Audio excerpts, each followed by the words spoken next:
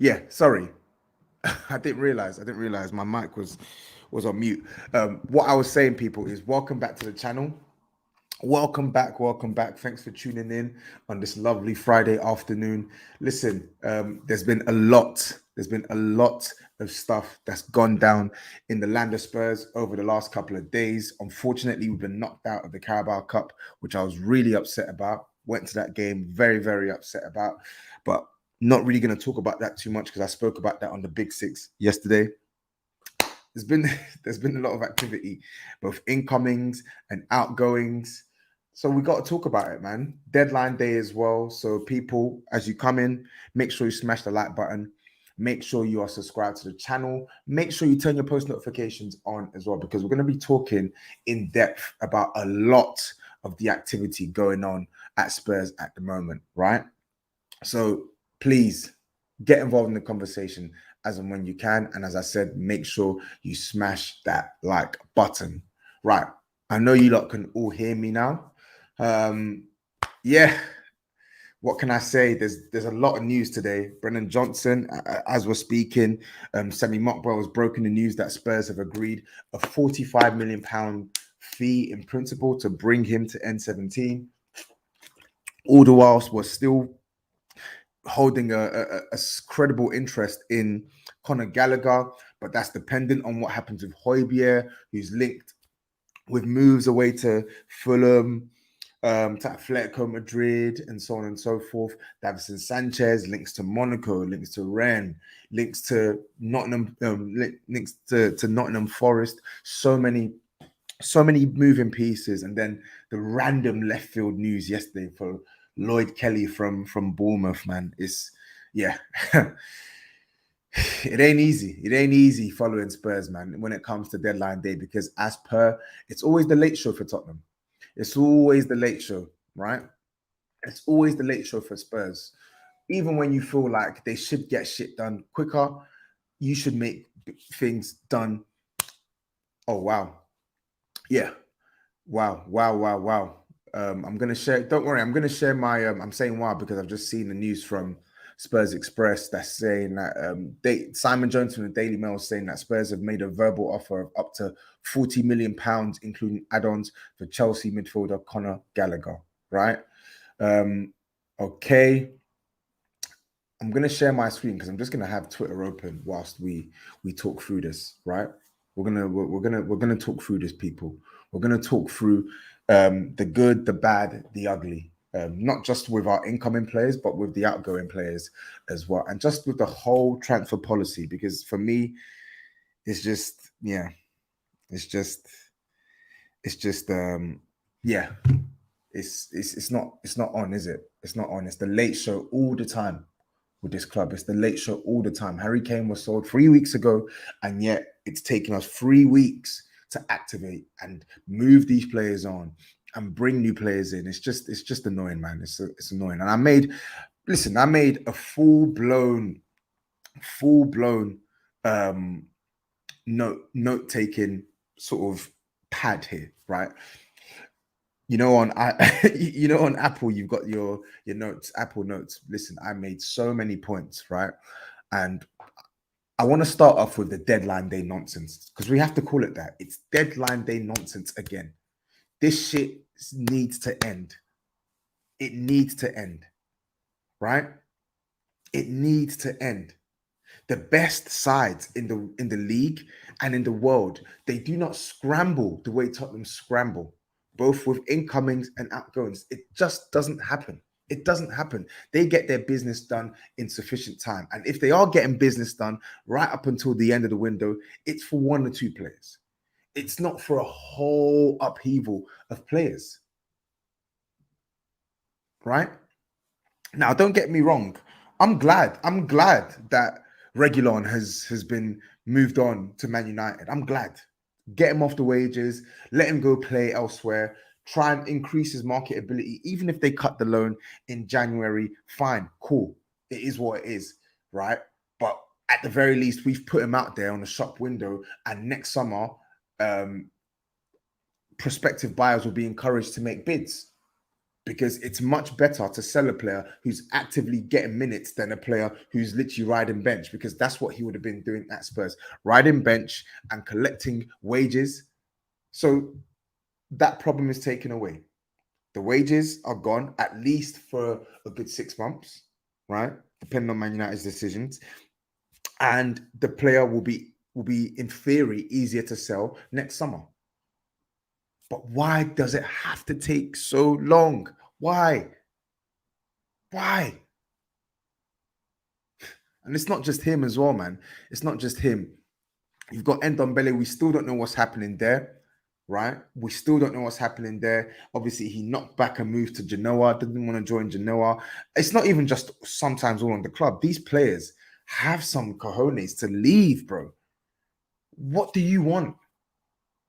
What do you want out of your career? Right? You want to play football. You're not going to play football under this manager. He's made himself clear. So surely you want to go out and play. I don't get it. And the thing is as well, yeah, is even with the loan bid, like Spurs would still have to pay some of the loan, right? Spurs would still have to pay some of his wages. Do you get what I'm saying? Like some of these clubs that are in for the likes of Ndombele, they can't afford his entire wages. So we're still probably going to have to cover some of that, right? But my thing is, he's going to be getting his salary. You're still going to be getting paid the salary you're getting paid now. So why are you refusing the opportunity to play football? You would rather sit on the bench for the whole season? It's nuts, man. It don't make any sense. It doesn't make any sense. Do you get what I'm saying? For me, it's a bad attitude. It's a bad attitude from some of these players who just want to sit, like Eric Dyer, like Sanchez, like Ndombele. But fundamentally, there is a big issue with this club when it comes to moving players on. We're always trying to haggle. We're always trying to ask for more than the player is worth, and then end up being burnt. Someone like Eric Dyer, for instance, he doesn't want to leave. Cool. He don't want to leave. We don't want to loan him out to the likes of a Burnley and stuff. So what's the alternative? He's got a year left on his deal, and he's not even homegrown. He's 29 years old. He's not in the manager's plans. Why are we still keeping him around? The amount of money that it's going to cost to keep him for one more season, how much is he on? What, like 90, maybe close to 100K a week? Right? Surely you can negotiate some sort of mutual termination of his contract, because he's not in the manager's plans. He's not in the manager's plans. Why are we still faffing around with these players? I'm seeing Spurs, they rejected an £8 million bid from Rennes. Why? Davinson Sanchez is going to be gone in a year's time. He's going to be gone in a year's time. And how much are his wages? How much are Davinson Sanchez's wages? Can't be more than, what, 60K? 60K. 60K times, let's just say his wages are 60K. 60,000. I'm just going to do 52 because it's 52 weeks. 60K a week is what, just over £3.1 million a year in salaries, right? So if you sell Davinson Sanchez for 8 million, you get £8 million back, and you get 3.1 million off the wage bill over the course of the year. Why are you still trying to hold out for that extra 3 or 4 or 5 million euros when you know that this guy's market is low? Not many teams want this guy. There's a reason why no one's willing to pay 15 million euros for Davinson Sanchez. There's a reason. Right? There's a reason. Because he's not good. He's poor. Don't have anything personal against Sanchez, but just call it as it is from a football perspective. The guy is poor. And yet here we are, September the 1st, 2023, and we're still trying to squeeze millions and millions out of Monaco and Rennes. Just sell him. The whole aim of this summer was to cut down the size of this squad, shed this squad of the deadwood. And what that means sometimes is you accept that you're taking a loss on big assets that have failed. Davinson Sanchez was a £42 million purchase, and he has not hit the heights.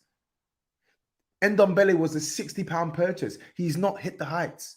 Eric Dyer was a £5 million purchase, and he served the club relatively well in some years, but over the last 4 or 5 years has proven that he's not good enough for this team, with exception of one season. Why are you still wasting your time here, trying to get fees that you know are not realistic? And I don't get what's going on here as well. So Paratici left the club because of the whole sitch with his case, but is still hanging around in a consultant on a consultancy based role.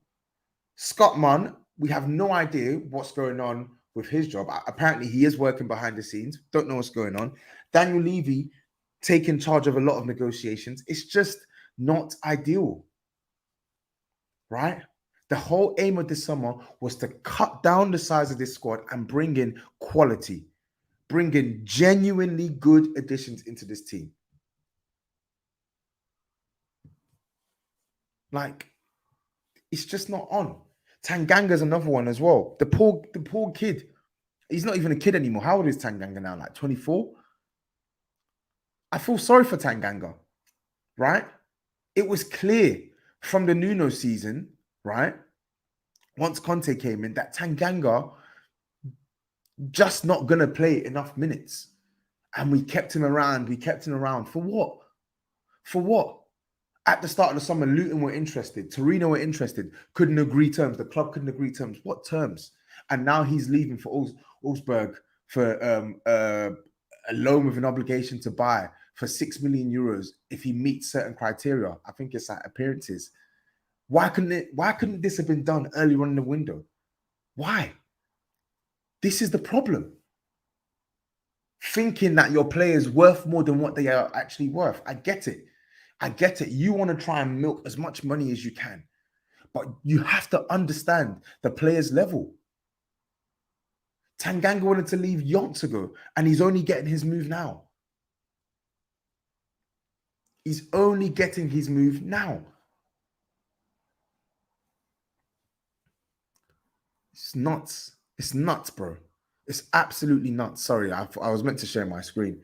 Like, there's optimism for me with Ange Postecoglou. Don't get it twisted. There is.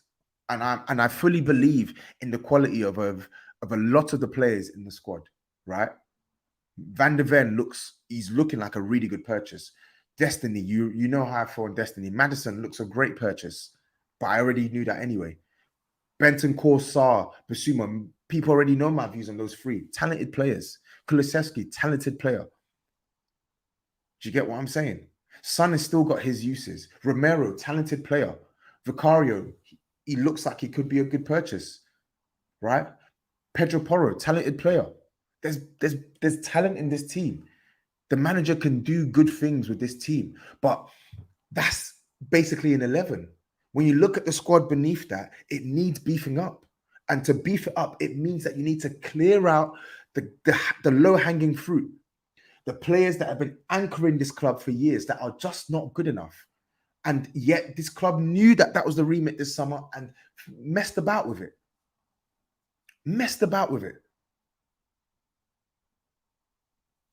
It's mental. It's absolutely mental, man. And it just hamstrings the manager.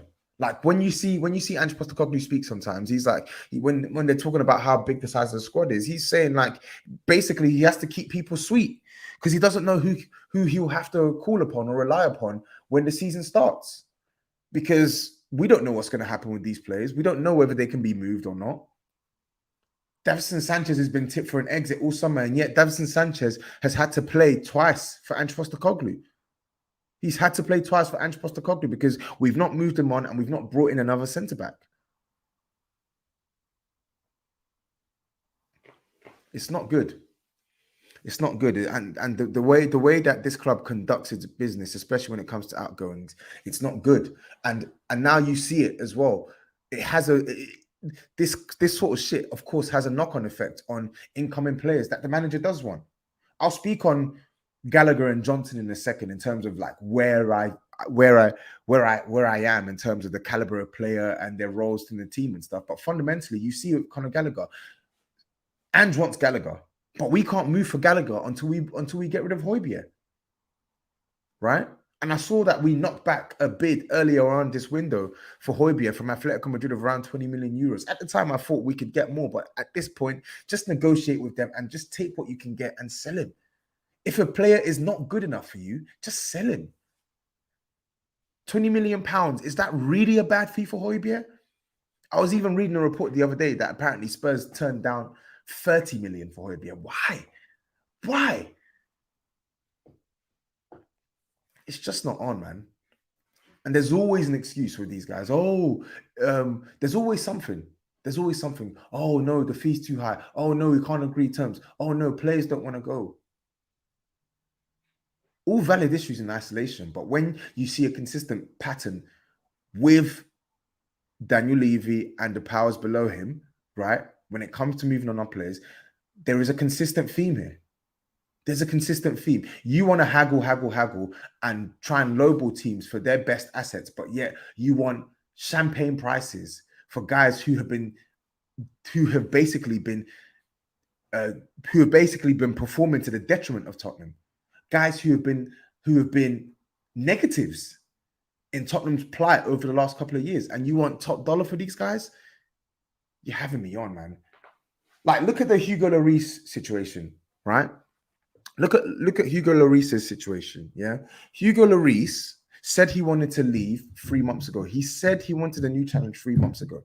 How many times have I come on my channel and in that period of time saying the logical step is to terminate Lloris's contract? He served his club well, rare tear. I've said it a million times. I think they're going to terminate his contract. They have to terminate his contract. Nobody's going to pay a fee for him. He served the club well, rare tear, blah, blah, blah. Well, now, 1st of September 2023, Lloris is still at the club. He's not played a single minute for Ange Postecoglou in the official campaign, competitive games. He's not even been in any of the matchday squads. And he's still here. This is a guy who's earning 100K a week.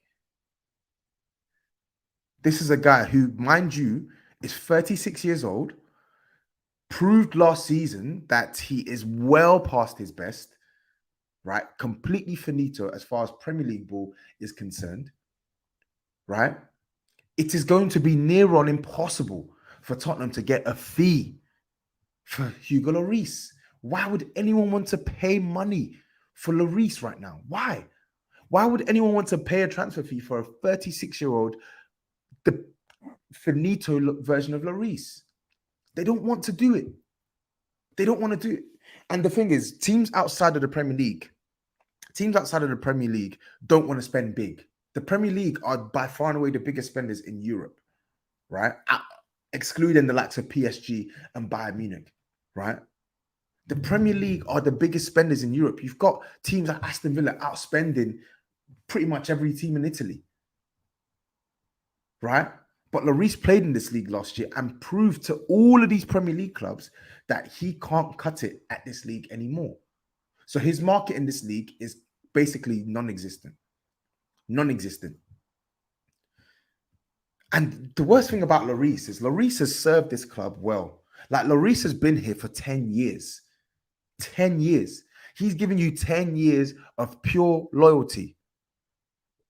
You should have already organized some sort of swan song exit for Lloris. They should have already done that. They should have agreed to terminate his contract many, many months back, right? And now you could have given him a good send-off. Now, season's already started. Lloris is still here, blah, blah, blah. Poor. It is poor. The way they manage player sales, it's poor. It's absolutely poor.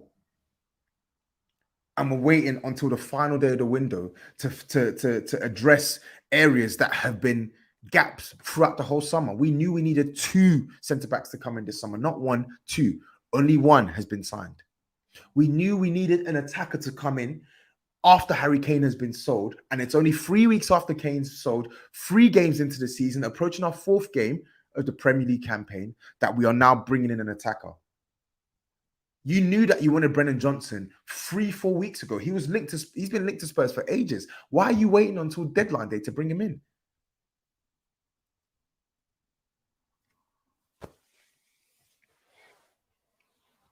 The midfield is a bonus. The midfield one's a bonus, and I get it. Like for me, I've always maintained that my priority this window to close it out has been to bring in another centre back and to bring in another attacker. Right? That was the priority for me. The midfield one, I can see. I was willing to put that off till January because we're going to have Bentancur coming back in a couple of months' time, etc., etc. But just looking at our options again, I can understand why the club want to bring in another midfielder, because when your options outside of Bentancur and the starting three that we have now are Skip, Lo Celso, and Hojbjerg, it's scary hours. It's scary hours. So I can understand, and I'm with the club bringing in another midfielder. I thought we could put that off until January or next summer, but fine, bring them in now. You get. Either way, the way this club conducts their business, it's not good, man. It really isn't good. It really is not good. I'm just going to share my screen so you can see what I'm talking about. So we're going to go through. We're going to go through everything that's going on Twitter, right? We'll see what's popping on Twitter. Big up Spurs Express as well. Oh shit. Yeah, this is what I want. Big up Spurs Express as well. Yeah. So the latest on Hojbjerg is Pierre-Emile Hojbjerg has turned down a move from Tottenham to Fulham, but talks are still ongoing. Deal is not dead yet. This Hojbjerg one is interesting, right? Because with Hojbjerg, I understand that he feels he can get a better move than Fulham when Atletico Madrid have been chasing him all summer. Atletico Madrid, who are going to be playing Champions League football, who sold Llorente to, I think, Al Hilal, got rid of Carrasco, so they've made some sales. Do you get what I'm saying? So I understand why he feels that, but again, self-awareness is key. Self-awareness is key. Hojbjerg was a regular starter for Spurs last season, and we finished 8th, 2 places above Fulham. Hojbjerg now, when the midfield has actually been given a rejig and the better players have come into the team, Hojbjerg can literally not be a starter in this side. He's just not good enough to be a starter in this side. You will start at Fulham. Fulham is Hojbjerg's level. Let's be real. If anything, the guy who's leaving Fulham, Palhinha, is better than Hojbjerg.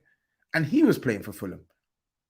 Self-awareness needs to be a key thing here for some of our players. Don't get it twisted. Like, I'm sure from his and his agent's perspective, they want to try and see what's happening with Atletico Madrid. But if Atletico Madrid are not willing to pay the money, you're not going to play regularly, even though you want to play regularly. And another team that offers you the opportunity to stay in London, earn basically the same amount you're earning now, if not more, right? And be a regular starter, why would you then knock that back? Self-awareness is key, man. It's key. Palhinha can play for Fulham, but you can't? Really, Hojbjerg? Really? Nah, man. Sorry. My friend, pack your bags and just go. Simple. Pack your bags and just go. Yeah? Okay, going through this here. So from those, and on team news, from those who were available for selection against Fulham, the only one that's missing is Gio. He got a bit of a quad strain, nothing too serious. Hopefully back soon after the international break. That's why he was taken off at half time. Yeah, all right, buddy. Nothing to do with the fact that he was stinking out the joint. Yeah.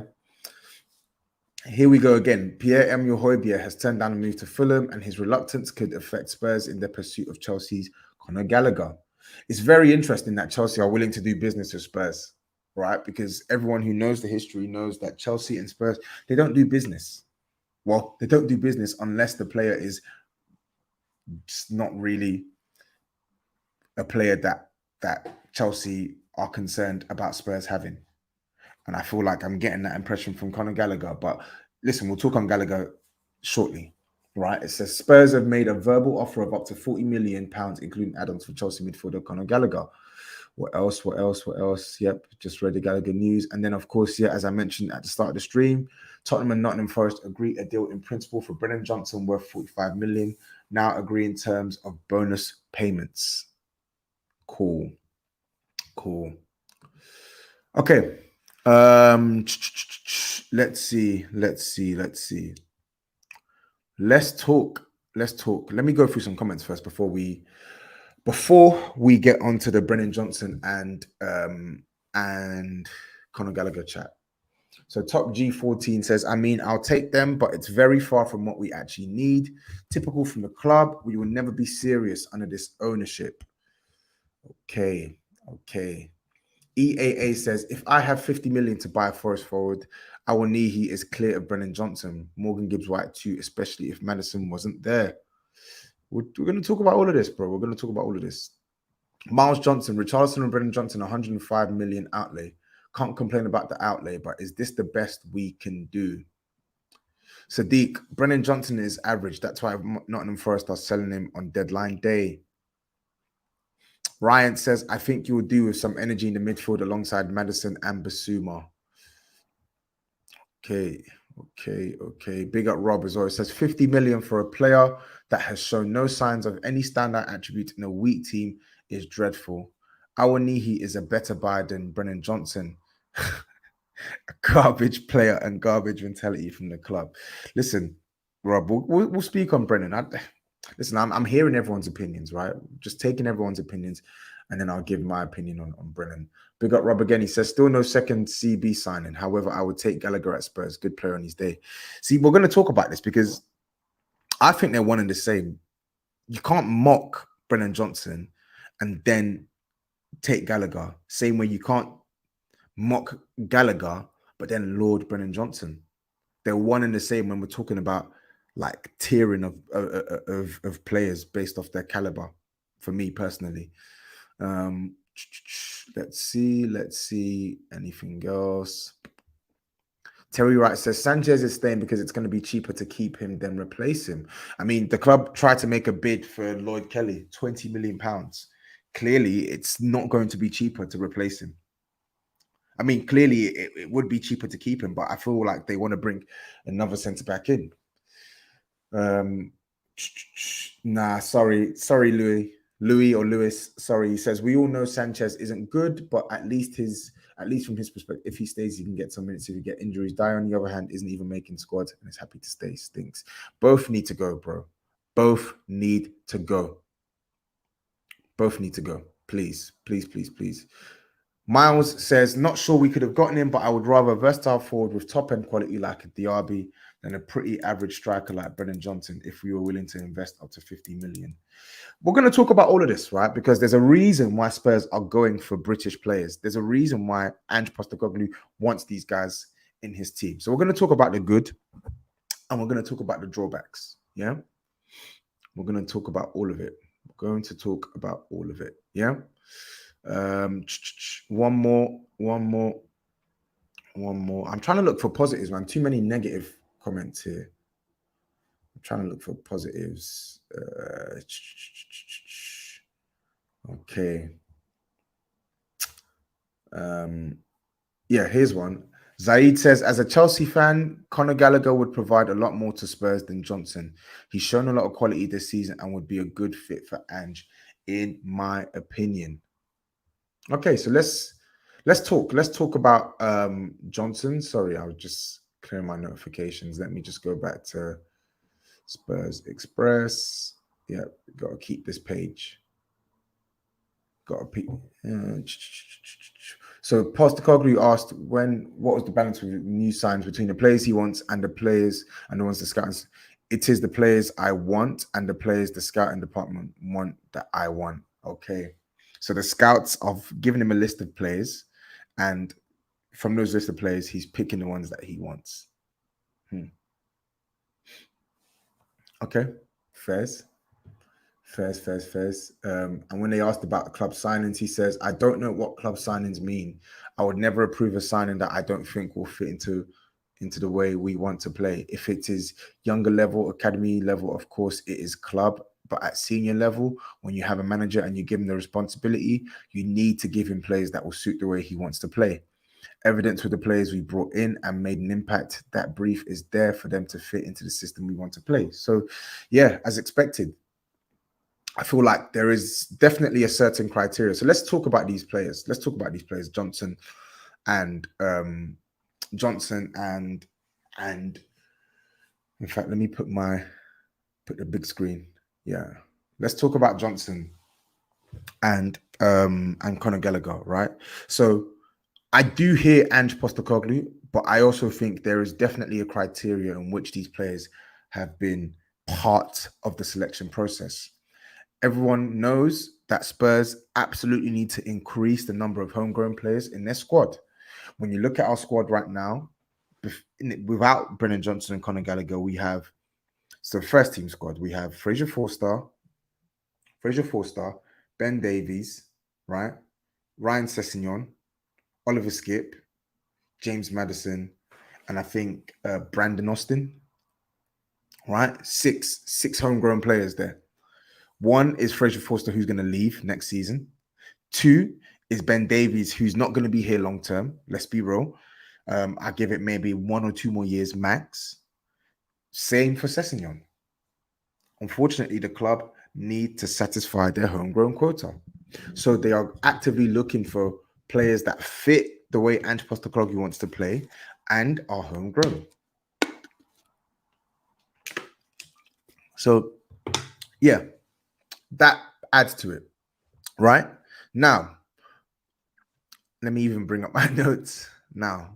Within that, it's clear now Spurs are willing to spend money on players, right? It's just the type of players they're willing to spend money on. So before I start this, I just want to say, irrespective of my view on either player, I would be a hypocrite if I sat here and told you that I'm not. I would be a hypocrite if I told you that I'm upset that the club are backing the manager. If the manager wants a player, no matter my view on the player, right?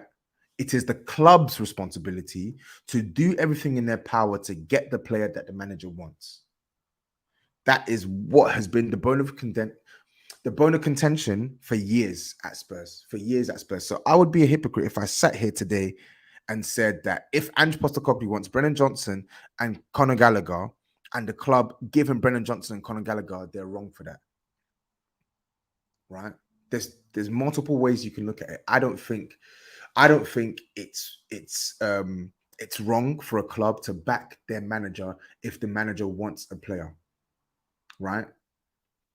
I think the fact that Spurs are willing to spend close to £100 million shows that they're looking to reinvest the money they made from Harry Kane back into the team. Amidst all the rubbish that I mentioned, amidst all the rubbish that they've done in terms of the timing, in terms of the attachment to poor players that are still at the club, etc., all of that aside, if we're looking at it objectively, what do we want from a club? We want the club to back the manager. And if the manager wants these two players, as I said, I would be a hypocrite if I said that they're wrong to back the manager. Simple. So I just wanted to put that to the side, right? Because I said the same thing for Arsenal with Havertz and Arteta. I think Havertz is rubbish. But if that's the player Arteta wanted, Arsenal, fair play, they back their manager. Do you get? Right? Jurgen Klopp wanted to Bosley. They backed their manager. Do you get what I'm saying? Eddie Howe wanted Tonali. They backed their manager. Right? The teams that we're competing with, they are backing their manager with signings that the manager wants. So, yeah. Sorry, someone said Spurs Express new tweet. Let me refresh. Ren had a 77 million. Oh, sorry, you just sidetracked me. Oh, but anyway, yeah, it's the club's responsibility to bring in the players that the manager feels fits his way of playing. So that's that. Fair enough. Cool. Now, let's actually talk about the players themselves, right? For me, while Spurs are ready to commit a hefty sum on two players that do improve the team, I don't think that these are two players that would convince the teams around us to part with that cash for these players. Now, let me start off with the positives on these players, right? And I'm going to say this until the cows come home, right? I don't think Conor Gallagher and Brennan Johnson are bad players. I think they are decent players. They are decent players, and I've maintained this throughout any sort of analysis I've had. I like Conor Gallagher at Crystal Palace. I don't really like him at Chelsea because I feel like Chelsea is just a level above, right? His performances have improved this season when he's been playing alongside Enzo Fernandez. I get it, but yeah, he's just not at the level to be starting for Chelsea, and everyone can see it. Everyone can see it, right? But both guys, they're not bad players. They're decent players. I felt like if Conor Gallagher goes to any mid-table Premier League club, he's one of their best players. And I feel the same for Brennan Johnson as well. I do. I actually do. Right? But when you're trying to get back into the top six, when you're trying to break back into Champions League squads, when you're trying to improve the technical level of your team, when you're trying to also move on from losing a talismanic figure like Harry Kane, like everyone knows that Spurs can do better. It doesn't make these players bad. Everyone knows that Spurs can do better and absolutely should be doing better. Right? But let's talk about the positives for these players. Right? So for me, it's clear to see both guys have their uses. Right? I'll start off with Brennan Johnson. Right? He's never really wowed me whenever I've watched him. That's my thing. He just doesn't really move me. But one thing I'll say about Brennan Johnson is the guy has got blistering pace. Like he's a very, very, very fast player, works hard, and beyond the whole typical Yerda stuff, right? He knows the back of the net. I'll give him that. Like I've seen some of his finishes for Nottingham Forest last season and the season before in the Championship. His right foot, he can finish. He can finish, and he will add goals into this team, right? He will add goals into this team, and I think he will help Spurs when they're breaking on teams. Do you get what I'm saying? Gallagher, for me, is the more established Premier League player, without a doubt. Gallagher's already had a really good season at Crystal Palace, right? He's dogged. He's good at his pressing and counter pressing, and he also has a decent eye for goal. Do you get what I'm saying? I feel like when you look at how the players play, you can see how Ange Postecoglou wants to make it work. Now, I don't know whether Brennan Johnson is going to play left wing for us, whether it's going to be Johnson, Richie, Kulu, Johnson, Son, Kulu, or Son, Richie, Johnson. All I know from Ange Postecoglou's perspective is he's adding someone who brings a lot more explosive pace than what we have at the moment. Right? Fundamentally, we were looking for attackers who have that explosion and output, because Kulusevski has the power but doesn't have the pace. Richarlison doesn't have the power, nor does he have the pace, and Son doesn't have the power, and he's getting older. Right? You can see why he wants some of these players. Right? You can see it. Both are quite direct. And I think with Conor Gallagher, right, I can see what Ange wants to do in this 8 role. Like I can actually see, I'm visualizing it now, and I can see what he's trying to do. You put Conor Gallagher as the right-sided 8, right? He gives you the legs and energy that you need off the ball in terms of pressing the opposition high up the pitch and also retrieving the ball in counter-pressing situations. And you get someone who has already proven that he's capable of making those runs into the box, being in the right place at the right time to score goals when required, as is the requirement of Ange Postecoglou's 8s in this system. And he does that better than Sarr and Bentancur. He does. And he's miles better than Skip. Miles better than Skip. right? So you can see what he's going to offer, right? Brennan Johnson, obviously, we're looking for the likes of Kulusevski, Richarlison to score some goals, and Brennan Johnson looks like someone who can score goals. So he adds goals into the attack in a season when we've lost our best goal scorer.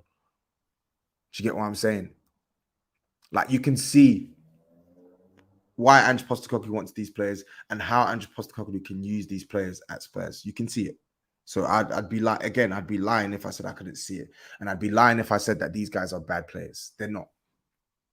However, both for me are visibly limited from a technical perspective. Yeah. They're both limited for me from a technical perspective. And in a period where we're trying to raise the level from a technical perspective, raise the technical base of the team, my question here is, why couldn't we find players who can offer the same energy that the likes of Gallagher and Brennan Johnson can offer, but just give us a bit more technical quality, a higher ceiling, right? Conor Gallagher looks like he's probably improved in his ability to keep the ball under pressure, but that's still a concern for me. His passing is still a concern for me. I don't trust his passing, and I don't trust his protection of the ball. Not yet. With Brennan Johnson, whilst he can score goals and he's got the pace, I feel like his dribbling stats. I feel like his dribbling for me leaves very little to be desired. And when a defense is set, and we've seen the likes of Kulusevski and Son struggle with a double team, right? I'm looking at Brennan Johnson and I'm looking at a guy who I've not really seen beat players consistently when I've watched him in this league. Not from standing position. It's usually when he's carrying the ball in transition. Right? Do you get what I'm saying? I feel like I wanted players who just had more technical quality than both these guys. And I understand the dilemma. We're basically pigeonholed in the pool of players we can bring because we have to bring in homegrown players. We can't continue to bring in all the foreign players. We can't. However, when we're looking at these guys, put the money to a side. I don't even care about the P's right now. I'm talking about the caliber of player. When we look at the caliber of player, right? They look like players that would be very good starters at mid-level Premier League clubs instead of clubs aspiring to be top 6 clubs or get back into the top 5 Champions League. I just feel like these players, whilst they might improve Spurs and work in a system that Ange is trying to cater for Spurs, I just don't believe that they raise the quality levels at Tottenham to the extent that we want. And I get it. Rome wasn't built in a day, right? You have to maybe bring in some players to do a job for now, and then you progress later on down the line. But with the money that's being put down, it's just disheartening to me that, like, we're willing to spend 100 million across Brennan Johnson and Gallagher, but we won't spend 75, 80 million on Eze. We won't spend 60 million on a Morgan Gibbs-White. These are two homegrown players who I think increase the technical level at Spurs and could also fit into Ange Postecoglou's tactical plan. I couldn't give a monkey's what Spurs spend on a player who's actually good. Provided that player is actually good or offers recognizable talent, I couldn't give a monkey's what Tottenham spend. I didn't care what they were telling me about Van de Ven. Oh, we're paying too much money for a centre back. I don't care how much money Spurs pay on a centre back because we needed good defenders. And if this guy's good, bring him. The same way, if Brennan Johnson comes to Spurs and kills it, Gallagher comes to Spurs and kills it, I'll hold my hands up and I'll say I was wrong about both players. Right? But when I see that there are better players out there that are gettable, that are also homegrown, that can also play under Ange Postecoglou, that can also solve a lot of the profile issues that we have at the team. I'm not just going to sit here and pretend that I'm gassed at the prospect of signing Gallagher and Johnson just because they're deadline day signings, when I know that Tottenham can do better. So to cut a long story short, these guys are decent. They could do a job at Tottenham. But let's be real, they're mid-level players. And they're players that you wouldn't see Liverpool going for. They're players that you wouldn't see Arsenal going for. They're players that you wouldn't see even Man United going for. But it is well, man. When they come to Spurs, I'm going to give these guys a fair opportunity, right? The same way I would any other player. Like, they deserve that, right? The managers convinced them to come. The club have paid the money. So they're going to get the backing. They're going to get the backing. They're going to get the time, and they're going to get the support. We just can't afford for them to not deliver. I had so much stock in Richarlison. Even though I knew that this was a player that didn't really specialize in anything, but he scored goals at Everton. I hung on to that. And now a year later, I'm looking at Richarlison and he looks like a fish out of water when he's made a step up. I just don't want us to make that mistake again with a Brennan Johnson or Conor Gallagher. Do you get? Especially when there are better homegrown players available. And that's the sticking point here. There are better homegrown players available, but Spurs simply don't want to spend that money. They would rather spend 100 million on two decent players than spend 130 or 40 million on two guaranteed game changers. So it is what it is, man. Not going to cry over spilt milk. Like, Brennan Johnson is almost certainly going to be a Spurs player, and Conor Gallagher is 50-50. Depends on Hojbjerg. But either way, Ange, it's on you. I can see what he wants to try and do, but now it's going to be up to him to make it work if these guys get brought to the club. Simple. Pretty simple.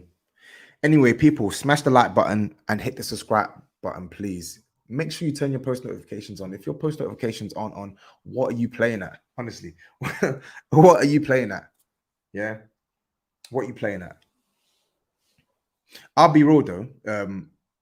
Like, it will be nice to finally have that level of explosive pace on the flanks for Spurs. I don't think we've had that in a while. Obviously, Son is losing his powers, but we've not really had that in a while, right?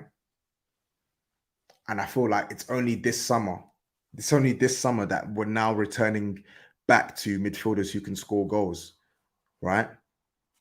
Before, under Pochettino, we had Ali and Eriksen who were weighing in with the goals.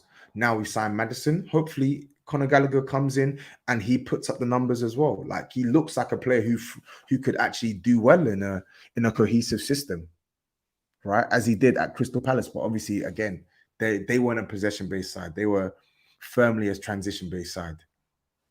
So yeah, let's see, man. When these guys come, I just hope that they deliver, because Ange, it's going to be on you if these guys don't work. It's going to be on you, or it's on your head top.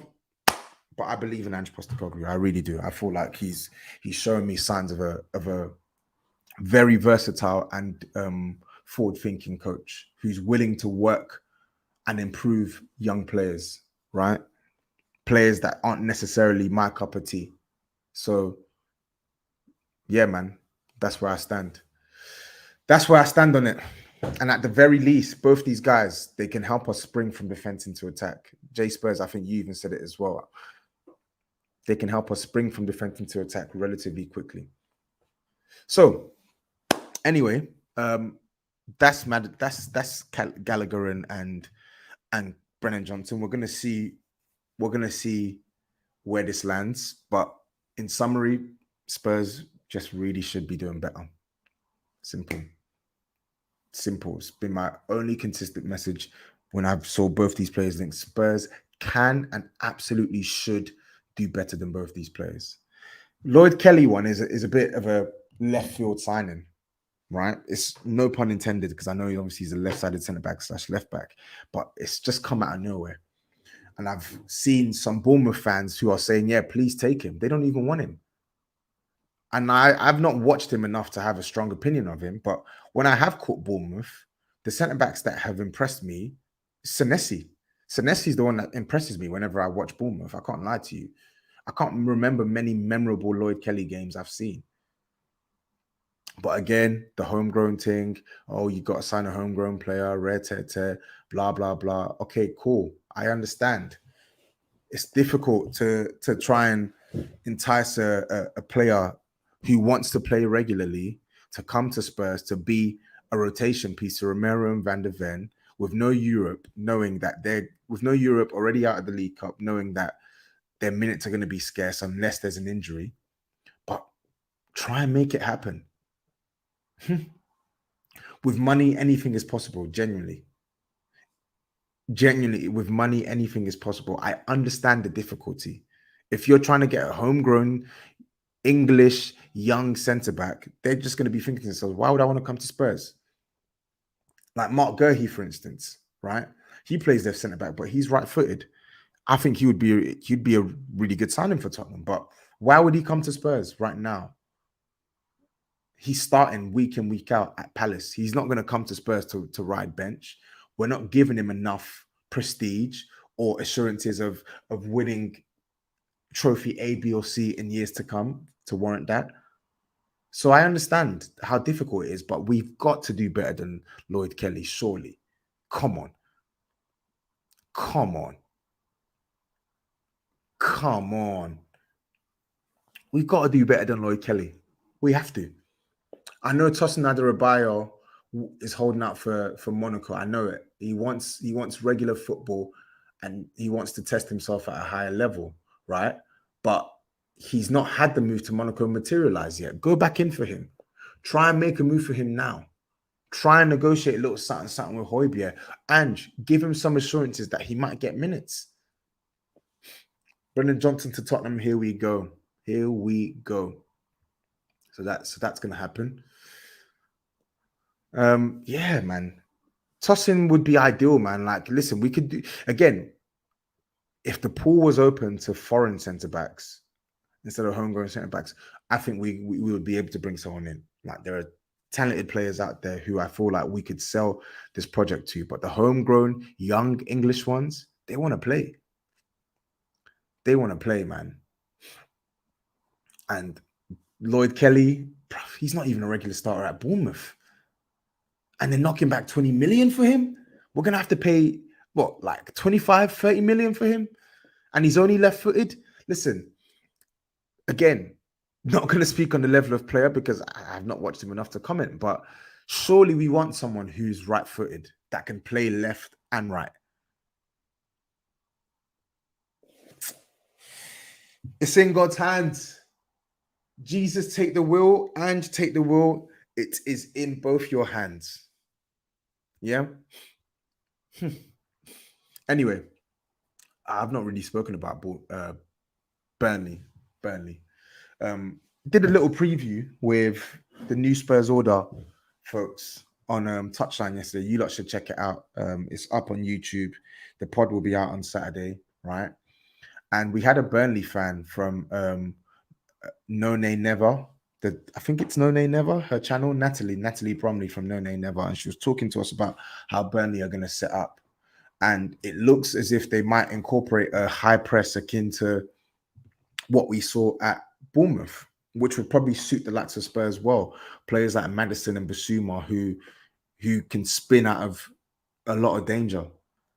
For me, there's not really much lengthy analysis that I need to give to this. We just need to win this game. Win it whilst Burnley are still trying to piece themselves together. They spent a lot of money this window, which is uncharacteristic of Burnley based off their previous spending record in the years when they were in the previous Premier League. But it's a new Burnley now. New Burnley, new style of play, new injection of funds, right?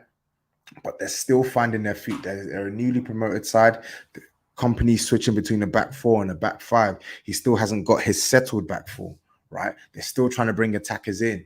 They've got a couple of injuries, right? Spurs just need to take advantage whilst these teams are trying to find their feet. Go and nick some points there, right? Go and win. Try and win and put the midweek disappointment behind us. Yeah. Richarlison obviously scored against Fulham. If he starts against Burnley, big man, open your Premier League account for the season. No excuses. Yeah? No excuses. Son, I would like for you to open your account for the season. Boy, I need a couple man to score. We need to win. I'm going for a 3-1 win. We need to win the game. No lengthy analysis, as I said. For me, I would keep the team that played against Bournemouth unchanged. That team should start. Right? I know, obviously, we don't want Richarlison to start. He looks smelly. Son looks smelly through the middle. I get that. But when he's just scored his first goal, we need to try and see if he's got a hot hand and try and keep the momentum going and see if we can get his first Premier League goal. If he stinks again, like he did against Bournemouth, then you take him off in the second half. So, anyway, I'm going to do player ratings, etc., with Fuad on the next THSC show, right? But people, please make sure you smash the like button. Please make sure you turn your post notifications on, and please make sure, if you haven't subscribed, you subscribe to the channel. I'm on the road to 15K, and I can't get there without you wonderful people. So let's go. Let's get to 15K within the next couple of weeks. I just want to let you guys know as well. Yeah, I'm going to be doing pre-recorded uploads for the next 2 pieces of content. So for the THFC show and for my post-match reaction for Burnley, because I will be on holiday at my normal time of recording. So got to do the pre-records. But anyway, people, enjoy your Fridays. Enjoy the rest of your weekends. Up the Spurs, Enoch out, and let's hope Brennan Johnson bangs. Peace.